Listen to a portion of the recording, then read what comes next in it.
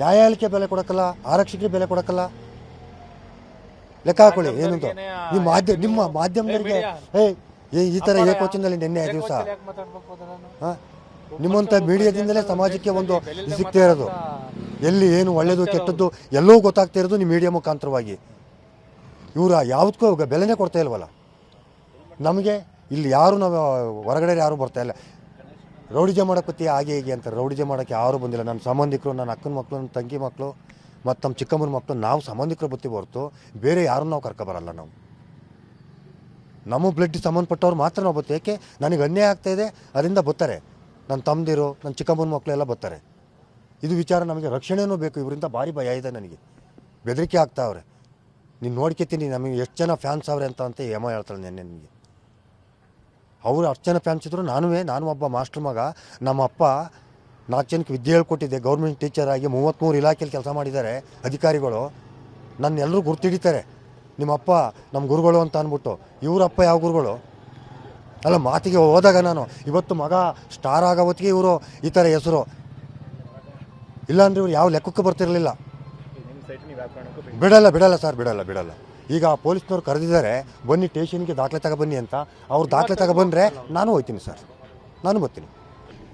ನ್ಯಾಯಾಲಯಕ್ಕೆ ಬೆಲೆ ಕೊಡೋಕ್ಕಲ್ಲ, ಆರಕ್ಷಕರಿಗೆ ಬೆಲೆ ಕೊಡೋಕ್ಕಲ್ಲ.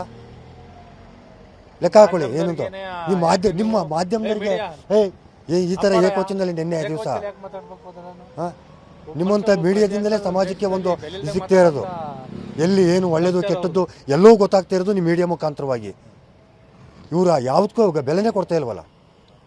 ನಮಗೆ ಇಲ್ಲಿ ಯಾರು ನಾವು ಹೊರಗಡೆ ಯಾರೂ ಬರ್ತಾ ಇಲ್ಲ. ರೌಡಿಜ ಮಾಡೋಕ್ಕೆ ಹಾಗೆ ಹೀಗೆ ಅಂತಾರೆ. ರೌಡಿಜ ಮಾಡೋಕ್ಕೆ ಯಾರೂ ಬಂದಿಲ್ಲ. ನನ್ನ ಸಂಬಂಧಿಕರು, ನನ್ನ ಅಕ್ಕನ ಮಕ್ಕಳು, ನನ್ನ ತಂಗಿ ಮಕ್ಕಳು ಮತ್ತು ನಮ್ಮ ಚಿಕ್ಕಮ್ಮನ ಮಕ್ಕಳು, ನಾವು ಸಂಬಂಧಿಕರು ಬತ್ತಿ ಹೊರತು ಬೇರೆ ಯಾರನ್ನು ನಾವು ಕರ್ಕೊಬರಲ್ಲ. ನಮ್ಮ ಬ್ಲಡ್ ಸಂಬಂಧಪಟ್ಟವ್ರು ಮಾತ್ರ ನಾವು ಬತ್ತು. ಏಕೆ ನನಗೆ ಅನ್ಯಾಯ ಆಗ್ತಾಯಿದೆ ಅದರಿಂದ ಬರ್ತಾರೆ. ನನ್ನ ತಮ್ಮದಿರು, ನನ್ನ ಚಿಕ್ಕಮ್ಮನ ಮಕ್ಕಳು ಎಲ್ಲ ಬರ್ತಾರೆ. ಇದು ವಿಚಾರ ನಮಗೆ ರಕ್ಷಣೆಯೂ ಬೇಕು. ಇವರಿಂದ ಭಾರಿ ಭಯ ಇದೆ ನನಗೆ. ಬೆದರಿಕೆ ಆಗ್ತಾವ್ರೆ. ನೀನು ನೋಡ್ಕೊತೀನಿ ನಮಗೆ ಎಷ್ಟು ಜನ ಫ್ಯಾನ್ಸ್ ಅವ್ರೆ ಅಂತ ಯಮ ಹೇಳ್ತಾಳೆ ನೆನ್ನೆ ನಿಮಗೆ. ಅವರು ಅಷ್ಟು ಜನ ಫ್ಯಾನ್ಸ್ ಇದ್ದರು. ನಾನು ಒಬ್ಬ ಮಾಸ್ಟರ್ ಮಗ. ನಮ್ಮ ಅಪ್ಪ 4 ಜನಕ್ಕೆ ವಿದ್ಯೆ ಹೇಳ್ಕೊಟ್ಟಿದ್ದೆ. ಗೌರ್ಮೆಂಟ್ ಟೀಚರ್ ಆಗಿ 33 ಇಲಾಖೆಯಲ್ಲಿ ಕೆಲಸ ಮಾಡಿದ್ದಾರೆ ಅಧಿಕಾರಿಗಳು. ನನ್ನ ಎಲ್ಲರೂ ಗುರ್ತಿಡಿತಾರೆ. ನಿಮ್ಮಪ್ಪ ನಮ್ಮ ಗುರುಗಳು ಅಂತ ಅಂದ್ಬಿಟ್ಟು. ಇವರಪ್ಪ ಯಾವ ಗುರುಗಳು ಅಲ್ಲ. ಮಾತಿಗೆ ಹೋದಾಗ ನಾನು ಇವತ್ತು ಮಗ ಸ್ಟಾರ್ ಆಗೋ ಹೊತ್ತಿಗೆ ಇವರು ಈ ಥರ ಹೆಸರು. ಇಲ್ಲಾಂದ್ರೆ ಇವ್ರು ಯಾವ ಲೆಕ್ಕಕ್ಕೆ ಬರ್ತಿರಲಿಲ್ಲ.